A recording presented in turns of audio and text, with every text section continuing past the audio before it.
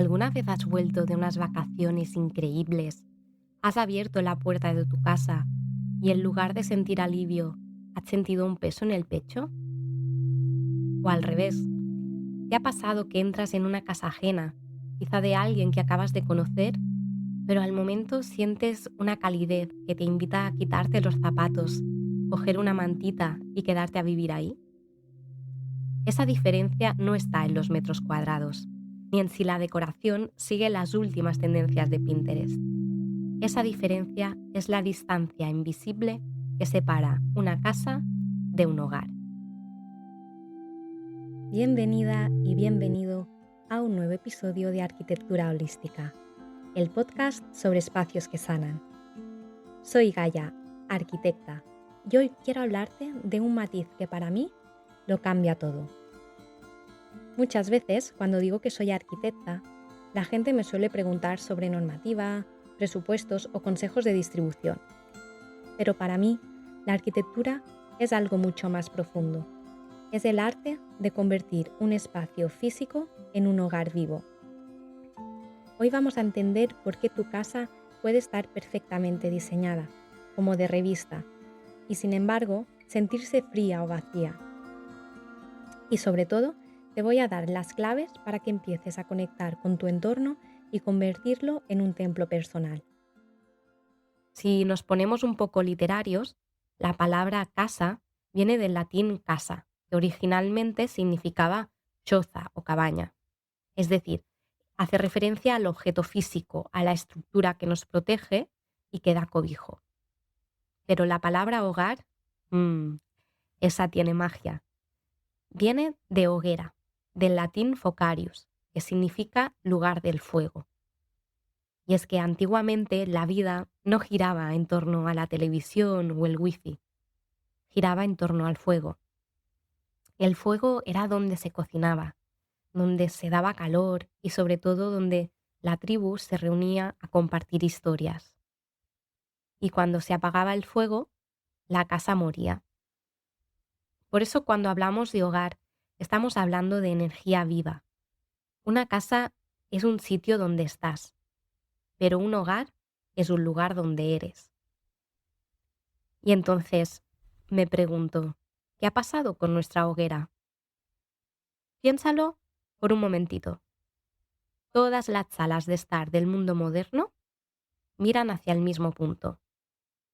No hacia una ventana, no hacia las personas que amamos, sino hacia una pantalla rectangular que parpadea. Hemos reemplazado el fuego, el cual, nos invitaba a mirarnos a los ojos, a compartir, escuchar, a estar presentes.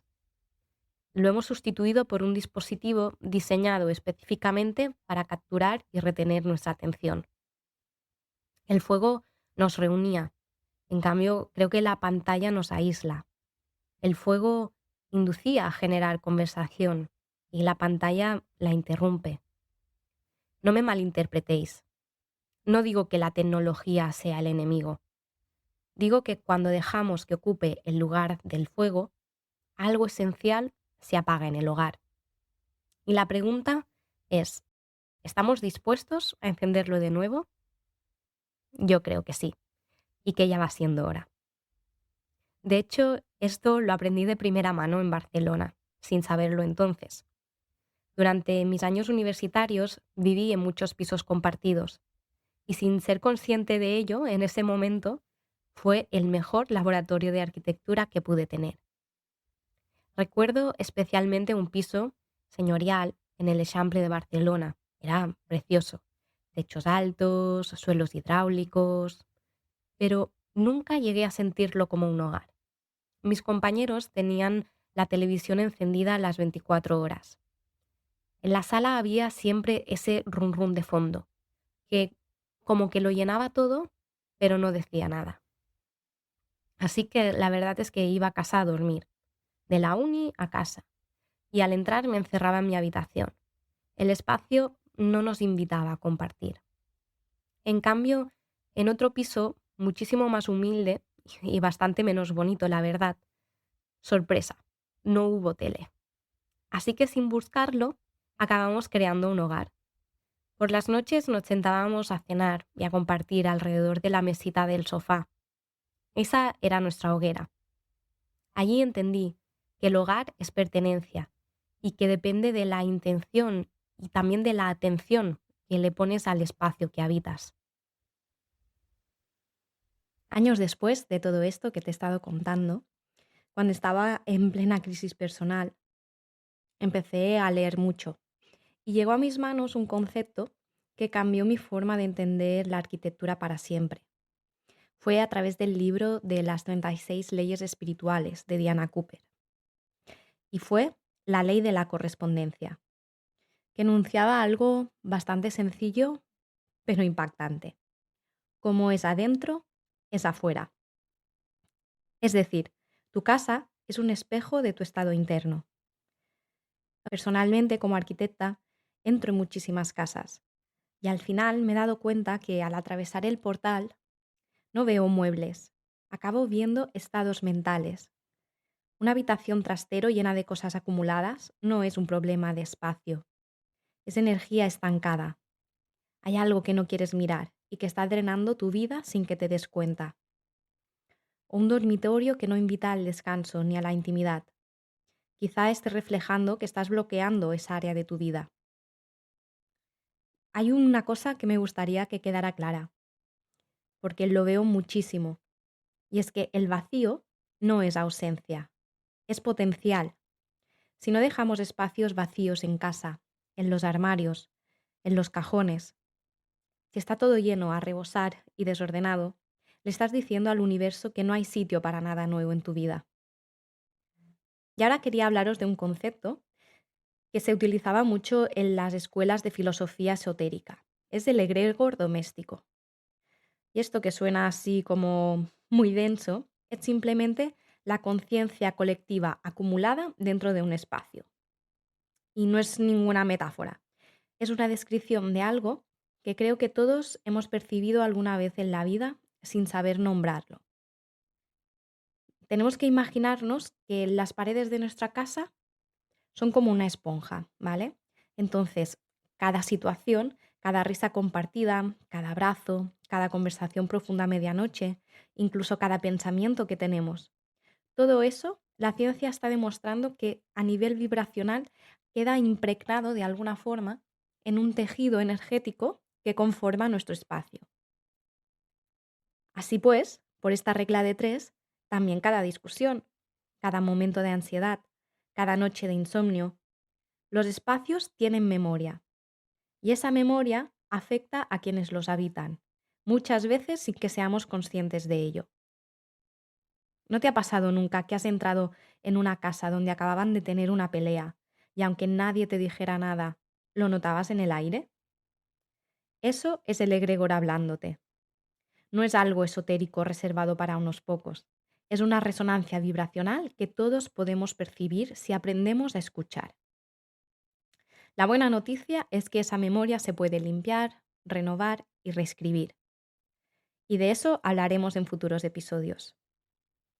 Hoy quiero hablarte de otro término, todavía más antiguo que el egregor, algo que los romanos ya conocían y nombraron, el genius loci, es decir, el espíritu protector del lugar. Para los romanos, cada espacio tenía su propio genio, su propia alma. Es como si un espacio tuviera su propia personalidad, antes incluso de que un ser humano lo habite.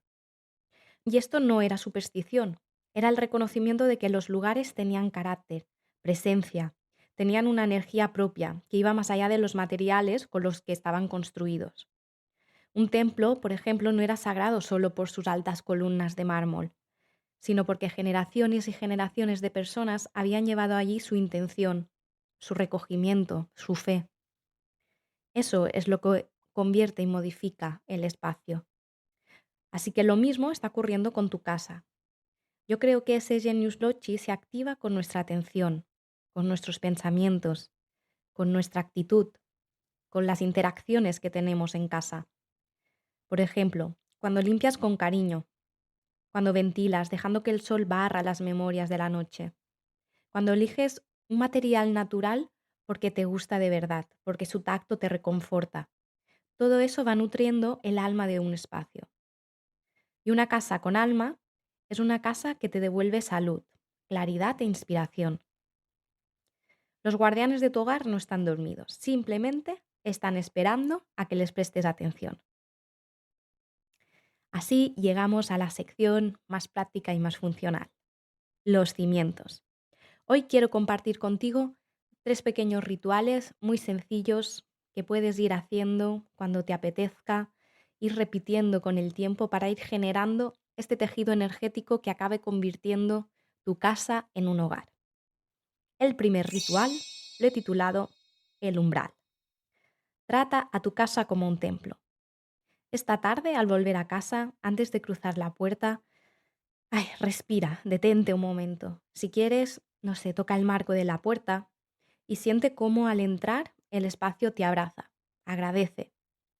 Deja las llaves en su sitio, si quieres descálzate, libera tus pies y pon conciencia, pero conciencia de verdad, de que dejas el ajetreo, la densidad, las preocupaciones de la vida y del día a día fuera. Si puedes, enciende una vela o pon un difusor con aceites esenciales. A mí me encanta, por ejemplo, la naranja, los días que necesito elevar la alegría, o la lavanda, si lo que necesito es relajarme y bajar revoluciones. Para enviarle un mensaje al cerebro de que hemos llegado a casa, de que estamos a salvo, y hacer este pequeño clic, esta pequeña transición entre el exterior y el interior. El segundo ritual es encontrar tu hoguera moderna. Vale, sabemos que no todo el mundo puede permitirse un lugar donde sembrar un fuego en tu casa, pero sí que podemos buscar ese rincón que invite al contacto visual y no a la hipnosis de la pantalla. Puede ser, no sé, la mesa del comedor de cada día donde le pongas un jarrón con flores frescas, un par de butacas, o puede ser tu rincón favorito en el jardín, en la terraza, incluso en el balcón, lo que quieras. Y siéntate ahí un momentito al día, sin móvil. Enciende una vela o coge un libro. O si tienes a alguien al lado, pregúntale simplemente, ¿cómo estás? Pero de verdad, sin prisas. Y el tercer ritual, habla con tu casa. Sí, aunque te suene un poco a locura. Al principio quizá te sentirás un poco extraña o extraño, pero con el tiempo irás entendiendo por qué lo digo. Yo personalmente recuerdo pasar mi infancia viendo a mi abuela cantar y hablar con sus plantas mientras las iba regando. Y un día, con la curiosidad de una niña, le pregunté, Abuela, ¿por qué les hablas? Si no tienen orejas, ¿no te pueden oír? Y ella me miró y me dijo algo que nunca olvidaré. Hija, no necesitan orejas para sentir que las queremos y que las acompañamos.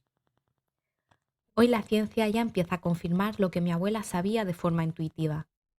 Los materiales tienen memoria. Los espacios responden a la vibración de quienes los habitan. Así que no tengas miedo. Habla con tu casa. Cuéntale cosas. Agradécele. Dale las gracias por ser tu refugio, por mantenerte a salvo, por permitirte ser sin filtros y sin máscaras. Al final, al honrar tu casa, ella empieza a honrarte a ti. Porque recuerda, como es adentro, es afuera. Así que, como es afuera, es adentro. También funciona al revés. Cuando cuidas tu afuera con amor y con intención, tu adentro sana de forma inevitable. Porque el hogar no es el lugar al que llegas cuando terminas el día, sino que es el lugar desde el que empiezas a construir quien quieres ser. Es una decisión. Así que no necesitas una casa perfecta, necesitas una casa que sea tuya, con tus cosas, con tu olor, con tu luz, con tus objetos que cuenten tu propia historia. Un espacio que cuando lo cruces te diga en silencio lo que todos necesitamos alguna vez. Aquí puedes ser tú, aquí estás a salvo, perteneces y puedes relajarte. Así que os animo a encender vuestra hoguera, de alguna forma a convertir vuestras casas en hogares, en espacios seguros, en espacios amigables, donde realmente vuestro cuerpo, vuestra biología pueda descansar, pueda sentirse en paz. Soy Gaia y esto ha sido Arquitectura Holística. En el próximo episodio hablaremos de la luz, de por qué la mayoría de nosotros vivimos en una desnutrición lumínica sin saberlo y cómo empezar a remediarla hoy mismo. Nos escuchamos muy pronto. Un abrazo.